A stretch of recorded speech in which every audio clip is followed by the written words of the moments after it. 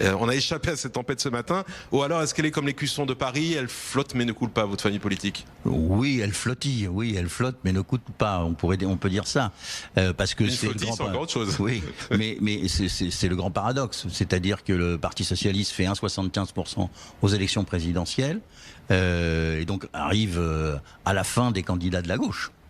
Et en même temps, c'est le parti qui dirige le plus de collectivités locales en France, et de loin, de très très loin.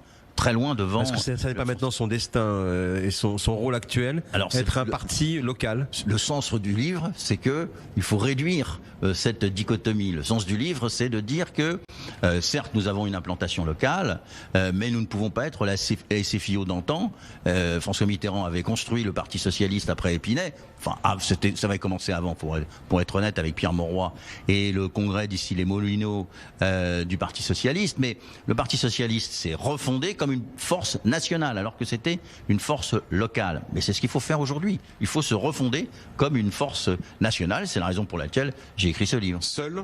Parce que vous êtes assez sévère avec la NUPES dans cet ouvrage, vous écrivez « La NUPES est une construction électoraliste aléatoire, mort-née, ayant échoué à gagner les élections législatives 2022 ». C'est un constat. C'est un constat. L'objectif, c'était de gagner les élections législatives et de faire en sorte que Jean-Luc Mélenchon soit Premier ministre. Oui, sauf que les socialistes sont un satellite aujourd'hui de LFI. C'est ce que j'ai dit à ce moment-là et ce que je redis dans mon livre. C'était pas une négociation, c'était pas un accord électoral, c'est une reddition. Je fais la démonstration dans le livre que 84% des circonscriptions où la gauche, dans son ensemble, faisait plus de 60%, a été donnée à LFI. Et pareil pour les circonscriptions où la gauche faisait entre 40 et 55%. Donc qu'est-ce que c'est? C'est un transfert de l'électorat de François Hollande ou de l'électorat du Parti socialiste vers LFI, au nom de l'union, au nom de l'unité, au nom de cette idée que Jean-Luc Mélenchon allait gagner l'élection législative. Mais Jean-Christophe Cambadélis, comment peut-on envisager aujourd'hui, évidemment, on se projette sur un avenir dont on n'a pas les lignes, mais en 2022, comment peut-on envisager que le Parti socialiste redevienne majoritaire dans le pays, dans un pays qui est à ce point clivé, focalisé, divisé sur les questions d'immigration, travaillé par les tentations populistes, plutôt à droite, et avec une Marine Le Pen qui a fait le score qu'elle a fait, c'est-à-dire près de 42% au second tour de l'élection présidentielle.